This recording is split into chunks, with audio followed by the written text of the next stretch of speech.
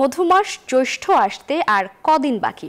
এর আগেই পিরোজপুরে গাছে গাছে থোকায় থোকায় ঝুলছে রসালো ফল লিচু। কদিন বাদেই বাজারে উঠবে এই ফল।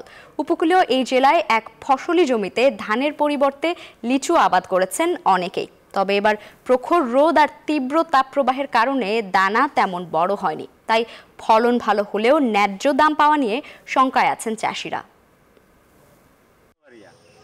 মধুমাসের রসালো এই ফলের ভারে মাটি ছুঁই ছুঁই অবস্থা গাছের।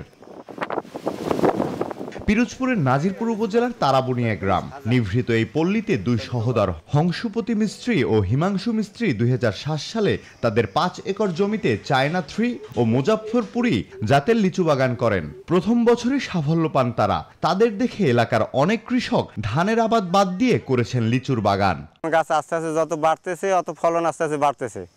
গাছের আমরা পরিচর্যা করতেছি, শুধু দিতেছি গোবরের সার এবং অন্যান্য তেমন কোনো কীটনাশক ব্যবহার করি না। রাসায়নিক মুক্ত ও জৈব পদ্ধতিতে লিচুর পরিচর্যা করায় দেশের বিভিন্ন অঞ্চল থেকে এ জেলায় ব্যবসায়ী ও পাইকার আসছেন লিচু কিনতে। তবে তীব্র তাপপ্রবাহের কারণে এবার দানা তেমন বড় হয়নি। এবছর খুবই কম, বৃষ্টির কারণে বৃষ্টি নেই, এই জন্য ঝরিয়ে যাইতেছে। তার ফল এই মানে আপনার ওই ফল ফলতেছে না বৃষ্টির কারণে, সাইজ অনেক ছোট ফলের। অনাবৃষ্টি এবং প্রখর রৌদ্রের কারণে এবারের ফলন তেমন একটা ভালো হয়নি। ইতিমধ্যে অনেক লিচু ঝরে গেছে, পাকপাকালিতে নষ্ট করেছে অনেক লিচু।